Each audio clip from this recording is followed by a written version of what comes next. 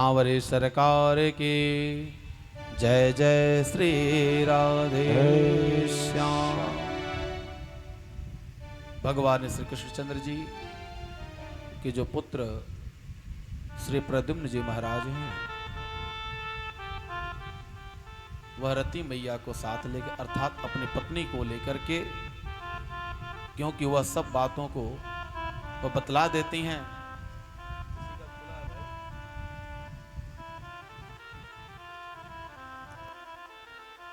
जय श्री राधे।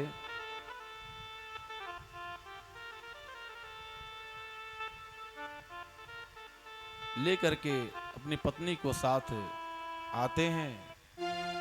रुक्मिणी मैया देखती हैं, कहती हैं कि कितना सुंदर यह, जैसे लग रहे हैं कि हमारे प्रद्युम्न जी, लेकिन यदि हमारे पुत्र होते तो अभी आज इतने बड़े होते।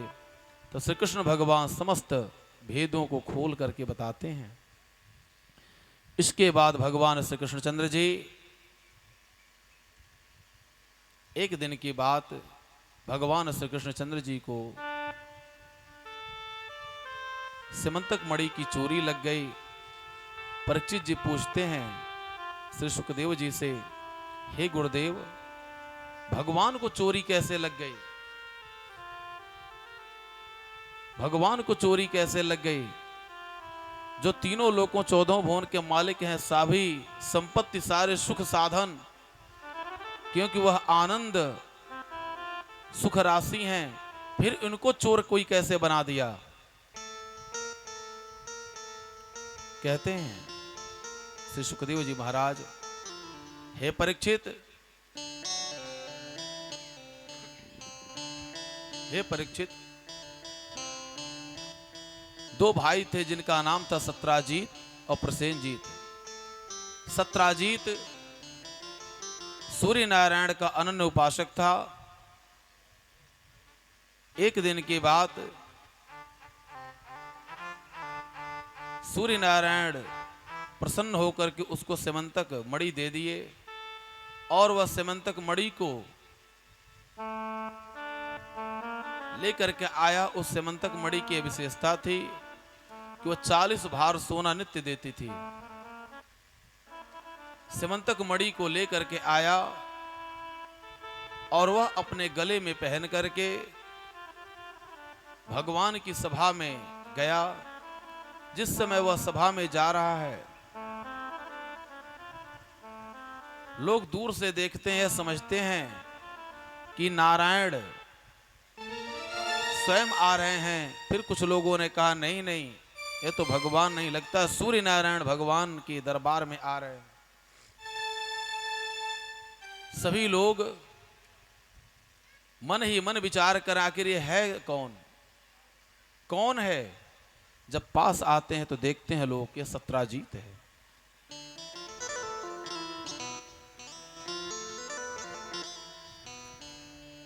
सत्राजीत सत्राजीत जैसे ही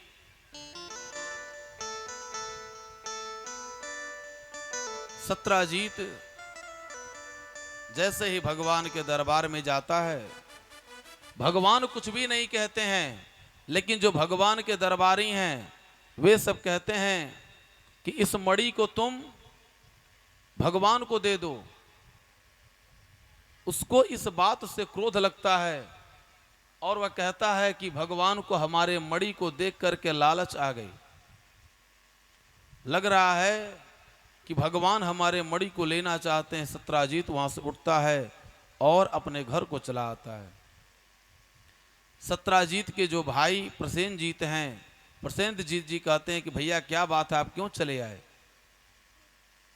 उसने कहा कि श्री कृष्ण बहुत ही छलिया है और हमारे इस मणि को लेना चाहता था, जिस कारण से मैं उसकी सभा से चला आया। प्रसेनजीत कहता है, इसमें कौन सी बड़ी बात है, आप मणि वह मुझे दीजिए, मैं देखता हूं वह मणि कैसे लेता है। अब उस मणि को लेकर के प्रसेनजीत पहन लेता है और जंगल में शिकार खेलने के लिए जाता है। जंगल में एक शेर उसको मार डालता है और उस शेर को एक भालू मार करके उस मणि को छीन करके लेकर गुफा में चला जाता है।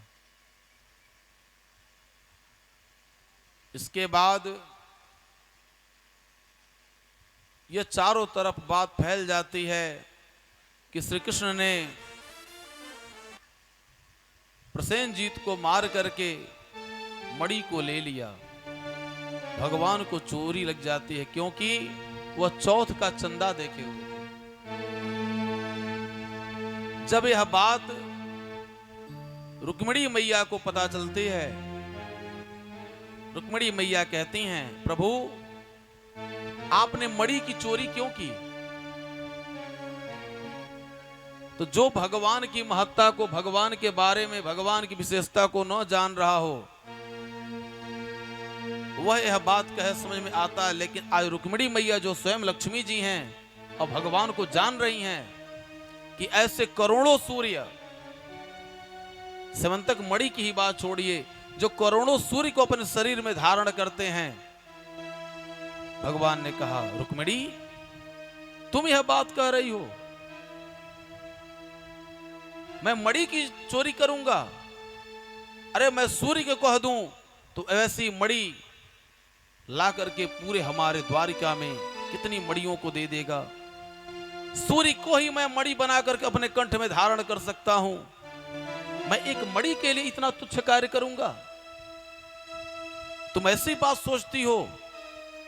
उन्होंने कहा, प्रभु मैं नहीं सोचती हूं, समाज के लोग कह रहे हैं। उन्होंने कहा, समाज के लोग बिना सोचे समझे किसी को कुछ भी कह सकते हैं। कभी भी आप किसी को कुछ कह रहे हैं, पहले उसको 1000 बार अंदर सोचिए, मनन करिए, तब जो है आप किसी को कुछ कहिए। भगवान श्री कृष्णचंद्र जी ग्वाल बालों को लेते हैं और मणि की खोज और प्रसेनजीत की खोज करने के लिए चल देते हैं। देखते हैं कि रास्ते में सिंह मरा पड़ा है। भगवान मन ही मन विचार करते हैं कि ऐसा कौन बलशाली हो गया जो सिंह को मार दिया। उसके पद चिन्हों को देखते हुए वह आगे बढ़ते जाते हैं और उस गुफा के द्वार पर पहुंचते हैं। समस्त यदुवंशियों को बाहर रोक देते हैं और कहते हैं, मैं स्वयं जाऊंगा अंदर। भगवान अंदर जाते हैं, देखते हैं एक बहुत ही सुंदर कन्या जो अपने हाथों में मणि को लेकर के खेल रही है। भगवान उसके हाथ से मणि को छीन लेते हैं और तुरंत वह चीखती है, चिल्लाती है, पिताजी पराया पुरुष आकर के मणि ले रहा है। वह कौन था? श्री जामवंत जी महाराज थे। जामवंत जी महाराज दौड़ करके आ जाते हैं और भगवान से युद्ध करने लगते हैं। भगवान से उन्होंने 27 दिन तक युद्ध किया। भगवान ने जोड़ का घूसा उनको मारा, उनके अंग ढीले पड़ गए।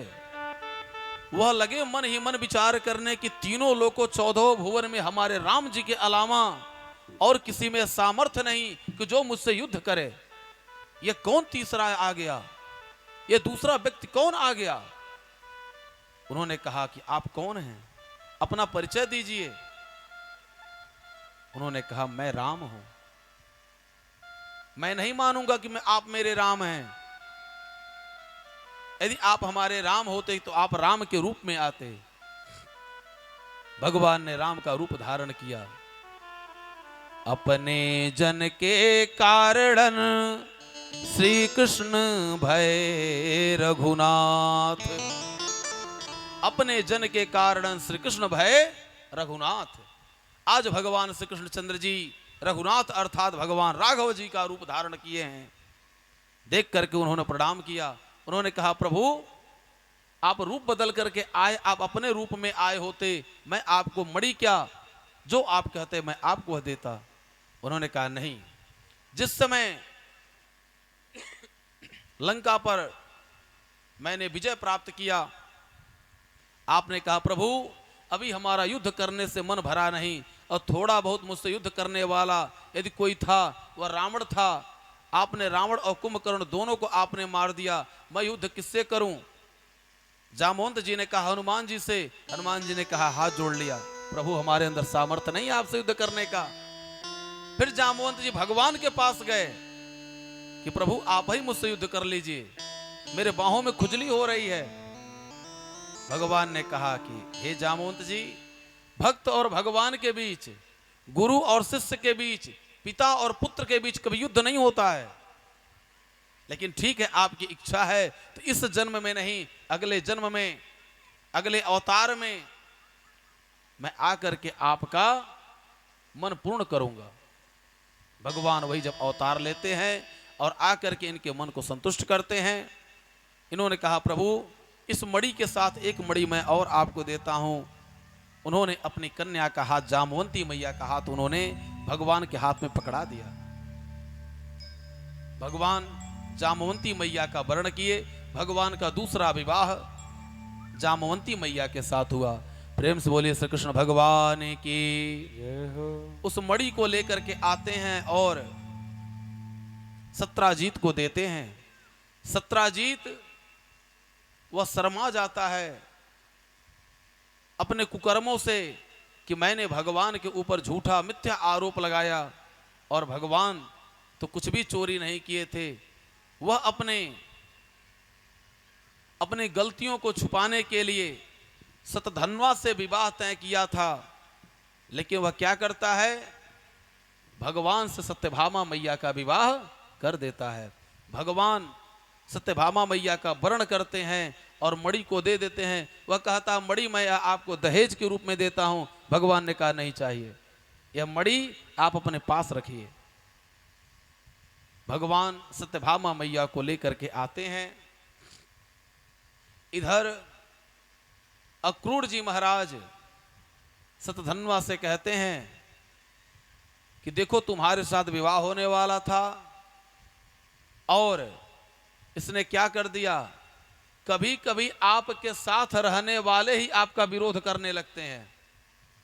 अक्रूर जी भगवान को जान रहे हैं, भगवान की महत्ता को जान रहे हैं, लेकिन अक्रूर जी सामने नहीं, पीठ पीछे जो है भगवान की आलोचना कर रहे हैं। क्या कह रहे हैं कि देखो वह कृष्ण हैं, बलशाली हैं, वह दूसरा विवाह कर सकते थे, लेकिन क्या जरूरी है कि ही विवाह करें? लेकिन नहीं,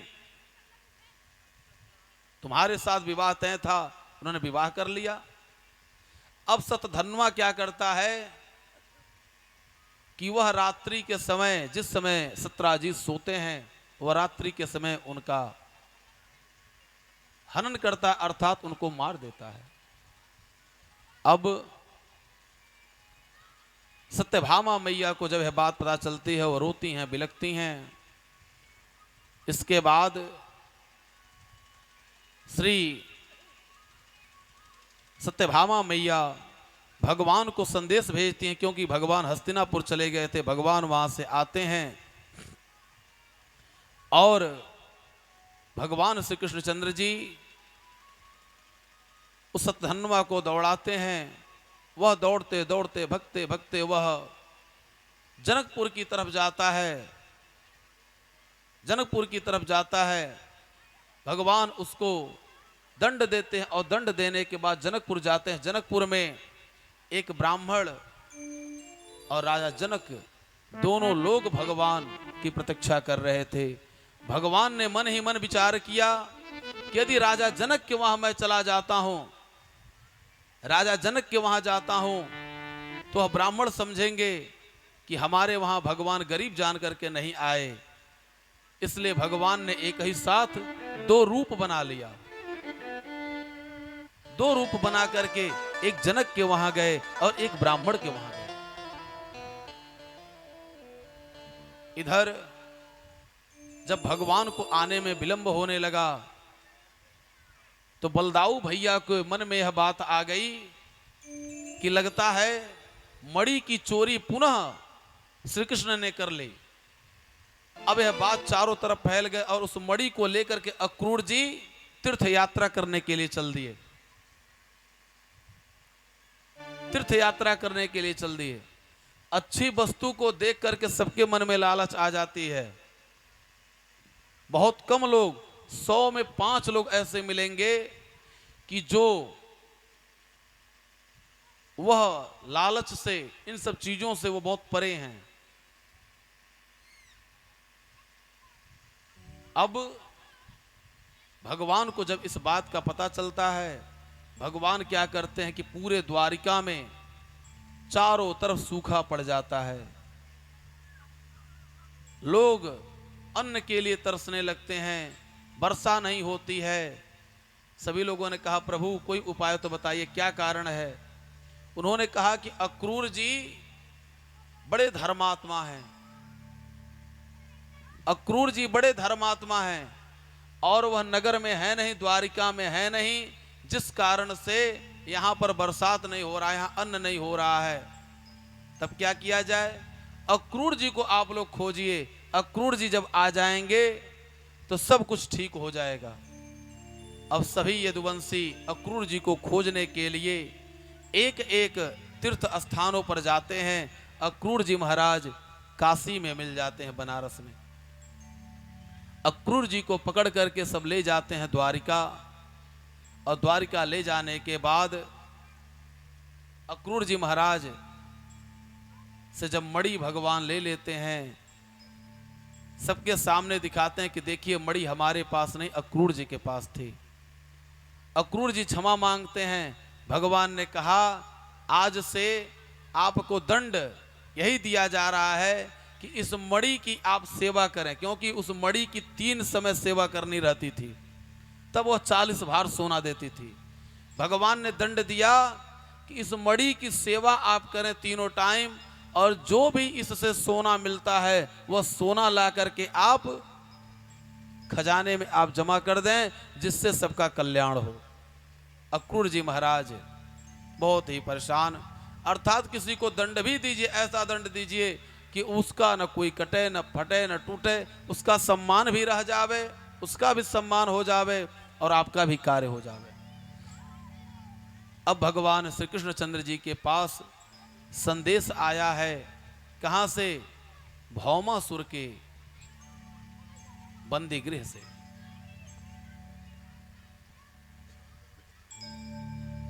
भौमासुर के बंदी गृह से आया है। भगवान ने मन ही मन विचार किया, ठीक है चलेंगे। इधर तब तक भगवान के एक पौत्र हो गए जिनका नाम अनिरुद्ध हुआ। सत्यभामा मैया पृथ्वी की अवतारी हैं। भौमासुर के वहां से संदेश आता है कि हे नाथ, हम आपके रास्ते को देख रही हैं कि आप हमें कब बचाने के लिए आते हैं। भगवान श्री कृष्णचंद्र जी भौमासुर को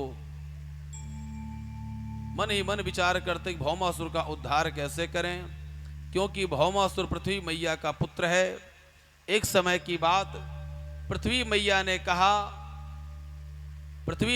कहा कि मुझे पुत्र की कामना है। भगवान ने कहा कि आपकी इस पृथ्वी पर जितने भी लोग हैं सभी लोग आपके पुत्र हैं, सब के सब आपके पुत्र हैं। एक मां जन्म देती है और एक मां के ऊपर हमारा पूरा जीवन चलता है। भगवान श्री कृष्णचंद्र जी पृथ्वी मैया को बार बार समझाए, नहीं, पृथ्वी मैया ने कहा नहीं, मुझे पुत्र चाहिए तो चाहिए। भगवान ने कहा हे वसुंधरे, जो तुम्हारी यह वृत्ति जो है, तुम्हारी प्रवृत्ति जो है, क्योंकि हम जैसा भाव लेकर के भगवान के पास जाते हैं उसी भाव से हमको संतान, उसी भाव से हमको पद, प्रतिष्ठा, ज्ञान, भक्ति सब कुछ मिलता है। अब यह इनका भाव थोड़ा सा कठोर भाव था, मृदु भाव नहीं था। भगवान ने क्या किया, भगवान ने कहा जाओ, तुम्हें पुत्र तो होगा लेकिन संसार को बड़ा दुख देगा। पृथ्वी मैया ने कहा प्रभु यदि हमारा पुत्र किसी को दुख देगा तो मैं स्वयं कहूंगी कि इसका आप उद्धार कर दीजिए। यही कारण था कि जामवंती मैया भी थी और रुक्मिणी मैया भी थी, लेकिन भगवान केवल सत्यभामा मैया को लेकर के जब भौमासुर का उद्धार करने के लिए जाते हैं तो केवल सत्यभामा मैया को लेकर जाते हैं, क्योंकि पृथ्वी की अवतारी सत्यभामा मैया। अब भगवान श्री कृष्णचंद्र जी सत्यभामा मैया को साथ लेकर के उस स्थान पर पहुंचते हैं जहां भौमासुर का महल है। उसका ऐसा महल है कि उस महल के अंदर कोई भी प्रवेश नहीं कर सकता। द्वार पर एक मूरक नाम का दैत्य है, वह इतना बलशाली है, उसको साधारण कोई देवता या मनुष्य नहीं उसका कुछ कर सकता। भगवान श्री कृष्णचंद्र जी ने मूरक नाम के दैत्य का उद्धार किया, जिससे भगवान का नाम मुरारी पड़ा। प्रेम से बोले कृष्ण मुरारी भगवान की। मूरक नाम के दैत्य का उद्धार करते हैं। उद्धार करने के बाद भगवान श्री कृष्णचंद्र जी भौमासुर से युद्ध करते हैं और भौमासुर का भी उद्धार कर देते हैं। उसके बंदी गृह में 16,100 कन्याएं थीं। ध्यान दीजिएगा, जो लोग कहते हैं कि भगवान ने इतना विवाह किया था, क्योंकि राजस्थान में कथा चल रही थी तो एक इंजीनियर साहब आए। इंजीनियर साहब उनका विवाह हो गया था। उन्होंने कहा कि गुरुजी, हम जहाँ ड्यूटी करते हैं वहाँ पर एक लड़की है जिससे हमको प्रेम हो गया है, मैं उसके साथ विवाह करना चाहता हूँ। हमने समझाया कि यह गलत है और जो मिल गया आपके भाग्य में उसी में संतुष्ट रहिए, उसी से प्रेम करिए और उसी में वह ढूंढिए। आपको जो है सब कुछ, आपको संसार की सारी अच्छाइयाँ उसी में आपको नजर आएंगी। नहीं तो मन यह जो है हर समय यह भटकता रहेगा। अब उन्होंने क्या कहा? उन्होंने कहा गुरुजी, भगवान ने नहीं विवाह किया था। और भगवान तो इतना विवाह किए थे। अरे भगवान ने तो और भी कार्य किया था। भगवान तो 7 वर्ष की उम्र में गिरिराज महाराज को अपनी कनिष्ठिका उंगली पर धारण किए थे। कोई स्टूल, टेबल, तख्ता, चौकी जो है, चौकी को अपने कनिष्ठिका उंगली पर धारण करके दिखावे। अब भगवान श्री कृष्णचंद्र जी ने क्या किया कि जब सभी 16,100 को उन्होंने छुड़ाया, किसी के दांत टूट गए थे, किसी के बाल सफेद हो गए थे, कोई कमर से झुक गई थी, क्योंकि उसने ऐसा अपने मन में संकल्प किया था कि जब 16,108 हो जाएंगे तो मैं उनके साथ विवाह करूंगा। सभी लोगों को भगवान ने कहा कि आप लोग देवियां अपने अपने घरों को जावें।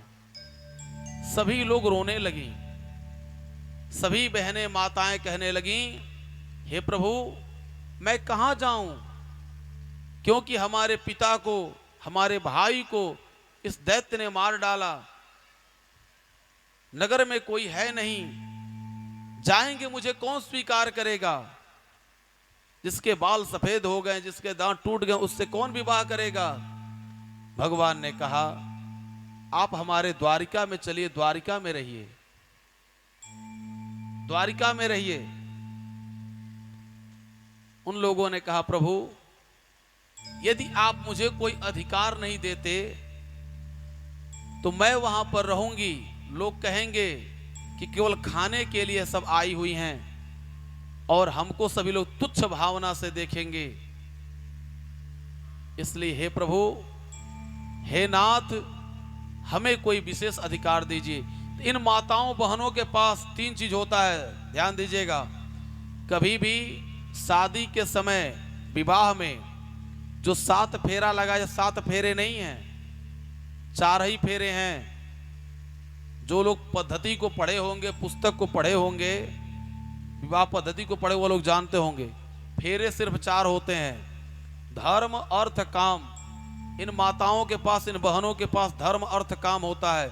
लेकिन बिना पति के मोक्ष नहीं होता है, इसलिए इनका विवाह होता है। 3 फेरे में लड़की आगे चलती है और 1 फेरे में लड़का आगे चलता है। मोक्ष का प्रतीक है।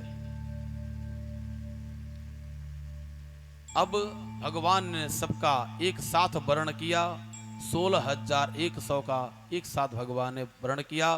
प्रेम से बोले वृंदावन बिहारी लाल की। इधर भगवान श्री कृष्णचंद्र जी के जो पौत्र हैं श्री अनिरुद्ध जी महाराज, बाणासुर नाम का जो दैत्य है, उसकी पुत्री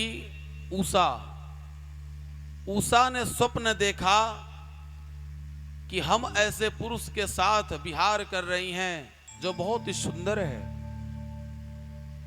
वह देख करके मन ही मन मोहित हो गई स्वप्न में ही। और सुबह जब उठ करके, जब उसकी निद्रा भंग हुई, जब उठ करके बैठी तो वह क्या कर रही है, उदास मन से और उनके लिए रो रही है। तो बाणासुर के मंत्री की जो पुत्री थी जिसका नाम था चित्रलेखा, वह चित्र बनाने में इतनी कुशल थी कि बिना देखे तीनों लोगों में किसी का आप कह दीजिए वो उसी का चित्र बना देती, इतनी वह कुशल थी। यह दोनों सखी थी, उषा और चित्रलेखा दोनों सखी थी। जब उषा के पास चित्रलेखा आई, चित्रलेखा ने देखा कि यह तो रो रही। उसने कहा सखी क्या बात है, तुम क्यों रो रही हो?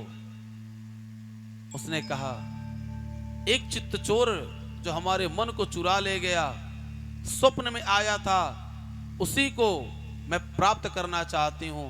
उसने कहा देखी हो कभी? उसने कहा कभी नहीं। उसने कहा ठीक है, चिंता ना करो। अब वह एक एक करके तीनों लोकों में सबका जो है चित्र बना डाली, कोई नहीं था। उसने कहा जब तीनों लोकों में कोई नहीं है तो आखिर वह कौन व्यक्ति है, कौन पुरुष है, कहां का है? तब उसके मन में आया, उसके दिमाग में आया, एक स्थान बचा है द्वारिका। द्वारिका में मैंने किसी का चित्र नहीं बनाया। जब भगवान का चित्र बनाते श्री कृष्ण भगवान के, कहती नहीं ऐसे ही थे लेकिन यह नहीं है। प्रद्युम्न जी का बनाती है, कहती बिल्कुल ऐसे लेकिन यह भी नहीं है। जब अनिरुद्ध महाराज का जब चित्र बनाती है तो देख करके वह अपने पलकों को झुका लेती है और कुछ बोलती नहीं है। वह समझ जाती है कि इसका चित्त को चुराने वाला ही चित्तचोर है। वह चुरा करके ला करके बाणासुर के महल में चित्रलेखा इसके पास दे देती है अनिरुद्ध महाराज को। आज जो है देखिए भगवान के पौत्र का ही किडनैप हो गया, महल के अंदर से चले गए। इधर जब बाणासुर को यह बात पता चली कि हमारे महल में कोई पराया पुरुष आया है, तो वह अनिरुद्ध महाराज को बंदी बना लिया।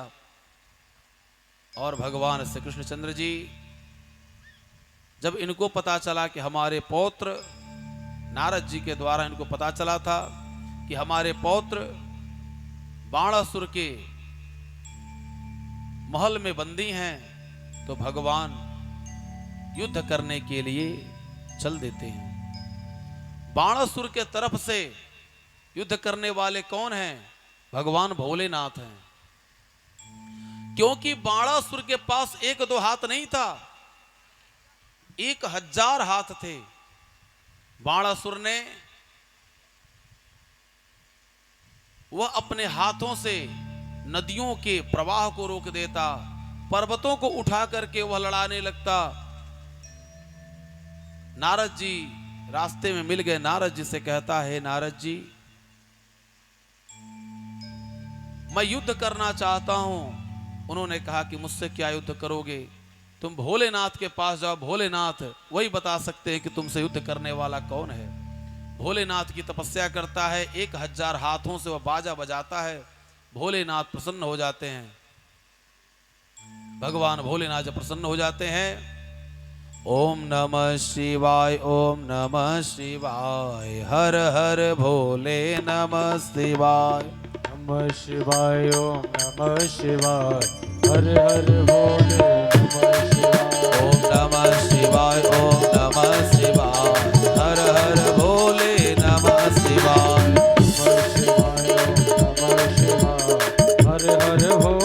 नमः शिवाय ओम नमः शिवाय ओम नमः शिवाय शिवाय ओम नमः शिवाय हर हर भोले नमः शिवाय हर हर भोले नमः शिवाय ओम नमः शिवाय बम बम भोले नमः शिवाय ओम नमः शिवाय बम बम भोले नमः शिवाय ओम नमः शिवाय हर हर भोले नमः शिवाय शिवाय ओम नमः शिवाय हर हर भोले नमः शिवाय जटाधरा शिव जटाधरा हर हर भोले नमः जटाधराय प्रभु जटाधरा हर हर भोले जटाधरा ओम नमः शिवाय ओम नमः शिवाय हर हर भोले नमः शिवाय शिवाय ओम नमः शिवाय हर हर भोले नमः शिवाय ओम नमः शिवाय ओम नमः शिवाय बम बम भोले नमः शिवाय हर हर भोले नमः शिवाय ओम नमः शिवाय ओम नमः शिवाय हर हर भोले नमः शिवाय नमः शिवाय ओम नमः शिवाय हर हर भोले नमः शिवाय ओम नमः शिवाय ओम नमः शिवाय बम बम भोले नमः शिवाय ओम नमः शिवाय ओम नमः शिवाय हर हर भोले नमः शिवाय ओम नमः शिवाय ओम नमः शिवाय बम बम भोले नमः शिवाय ओम बम भोले नमः शिवाय बम बम भोले नमः शिवाय प्रेम से बोले भोलेनाथ भगवान की जय हो भोलेनाथ जी प्रसन्न होकर के उसको दर्शन देते हैं और भोलेनाथ भगवान कहते हैं तुम्हें क्या वरदान चाहिए। वह कहता भगवान आप मुझसे युद्ध करिए। भगवान कहते हैं अरे एक ऐसा वरदान मांगते हो पहले प्रसन्न करके दर्शन करते हो और दर्शन करने के बाद युद्ध करना चाहते हो। तुम हमारे शिष्य हो, गुरु और शिष्य के बीच युद्ध नहीं होता है। कहता प्रभु यदि युद्ध नहीं करना है तो कोई वरदान मुझे नहीं चाहिए। भगवान कहते हैं अच्छा ठीक है, धैर्य रखो, मैं तुम्हें एक झंडा देता हूं, इस झंडे को तुम अपने महल के सबसे ऊपर ले जाकर लगाना और जिस दिन यह झंडा गिर जाएगा उस दिन जान लेना कि इस पृथ्वी पर तुमसे युद्ध करने वाला आ गया है। अब वह झंडा ले जाकर के लगा देता है, लेकिन उसी बीच भगवान से वरदान मांग लेता है, हे नाथ मुझसे जब कोई युद्ध करे तो आप भी पूरे परिवार के साथ मेरे तरफ से आप युद्ध करें। भगवान कहते हैं एवं मस्तु। अब भगवान पूरे परिवार के साथ, हमारे भोले बाबा इतने सीधे साधे हैं, इतने भोले भाले, उनका नाम ही भोला है, पूरे परिवार के साथ उसके द्वार पर उसकी रखवाली करते हैं, उसके युद्ध के लिए कि कोई युद्ध करने आवे तो मैं युद्ध करूंगा। अब भगवान श्री कृष्णचंद्र जी, वह दिन आ गया है, युद्ध होना आरंभ हो गया। इधर से भगवान श्री कृष्णचंद्र जी और उधर से भगवान भोलेनाथ, उनके परिवार और इनके परिवार दोनों युद्ध करने लगे। ब्रह्मा जी कहते हैं प्रभु दो महाशक्तियां लड़ रही हैं, पूरे विश्व का विनाश हो जाएगा। उन्होंने कहा क्या करें? कहा कि प्रभु कुछ दूसरा रास्ता निकालिए। भगवान ने ऐसा बाण चलाया कि सभी लोगों को जम्हाई आने लगी, सभी लोगों को जम्हाई आने लगी। किसी को जम्हाई आने लगे तो क्या कार्य करेगा? सभी लोग जम्हाई लेने लगे। भगवान ने क्या किया, अपने तलवार से उसके 998 हाथों को काट दिया, साग और मूली की तरह से, क्योंकि 1000 उसके पास हाथ थे। जिस समय भगवान उसके हाथों को काट रहे हैं वह घबरा गया, वह घबरा गया। उसी समय उसकी मां जो कोटरा थी, कोटरा नाम की राक्षसी, वह नग्न होकर के भगवान के सामने आकर खड़ी हो जाती अपने पुत्र की रक्षा के लिए। लेकिन भगवान क्या करते हैं, उसके तरफ पीठ कर लेते हैं। उसी बीच बाणासुर वहां से अपने प्राणों की रक्षा करने के लिए चला जाता है। प्रहलाद जी आते हैं, कहते हैं प्रभु आपने हमको वचन दिया था कि आप किसी को मारेंगे नहीं। भगवान ने कहा हमने मारा कहां, इसके अहंकार को हमने नष्ट किया। इसके जो 2 हाथ को छोड़ करके 998 हाथों को मैंने इसके काट दिया। अब भगवान से आकर के वह क्षमा मांगता है और अपनी पुत्री उषा के साथ अनिरुद्ध जी का विवाह कर देता है। भगवान के पौत्र अर्थात उनके भगवान के नाती का विवाह उषा से होता है। जो उषा का महल था वह ऊखी मठ कहलाया। जो भी लोग केदारनाथ गए होंगे वहां पर 2 मठ हैं, जोशी मठ और ऊखी मठ। ऊखी मठ में ठंडक के समय में भगवान भोलेनाथ केदारनाथ की पूजा होती है और जोशी मठ में बद्रीनाथ की पूजा होती है। भगवान श्री कृष्णचंद्र जी अपने पौत्र और पौत्रवधू को लेकर के आते हैं। इधर जामवंती नंदन सांब और प्रद्युम्न जी, अनिरुद्ध जी सभी लोग जाते हैं। एक कुएं में देखते हैं कि एक बहुत मोटा गिरगिट है। यह लोग देख करके डर जाते हैं और भगवान के पास आते हैं, कहते हैं प्रभु आज तक हमने इतना मोटा गिरगिट नहीं देखा था। वह आते हैं और भगवान से कहते हैं, भगवान कहते हैं चलो हम देखते हैं। भगवान जाकर देखते हैं और जैसे ही प्रभु स्पर्श करते हैं वह गिरगिट, जिसे क्रिखलास कहा जाता है, जिसे क्रिखलास कहा जाता है गिरगिट को, संस्कृत में क्रिखलास, उस क्रिखलास को जैसे ही स्पर्श करते हैं तुरंत सुंदर स्वरूप बना करके भगवान के चरणों की परिक्रमा करके वह बैकुंठ को चले जाते हैं। परीक्षित जी पूछते हैं हे प्रभु सुखदेव जी से, हे प्रभु हे गुरुदेव भगवान वह कौन था जो गिरगिट के रूप में था? सुखदेव जी कहते हैं हे परीक्षित वह राजा नृग थे। नृग ने इतने गायों को दान किया था कि जितने आकाश में तारे हैं। तो कौन से ऐसे कारण बने कि जिस कारण से वह गिरगिट बन गए? श्री सुखदेव जी महाराज बताते हैं कि दान लेने से जो उसके पुण्य होते हैं वह जाते हैं। यदि आप किसी को दान देते हैं, वह दान लेता है, तो दान लेने से उसके पुण्य जाते हैं, प्रथम बात। दूसरी बात, जिसको आप प्रणाम करते हैं उसके पुण्य भी आपको पास आते हैं। तीसरी बात, दान उसी को देना चाहिए लग्नम भगनम न पूजे। अंग भंग यदि कोई है उसको दान देना न देने के बराबर है। हम नहीं कह रहे हैं, यह आपका वेद कह रहा है, शास्त्र कह रहा है। एक ब्राह्मण ऐसे थे कि वह राजा नृग के वहां या किसी भी राजा के वहां वह दान लेने नहीं जाते थे। त्रिकाल संध्या करते थे, उनके पास एक गैया थी और उस गौ माता की वह सेवा करते थे। वह गैया बहुत ही सुंदर थी। रात्रि के समय गैया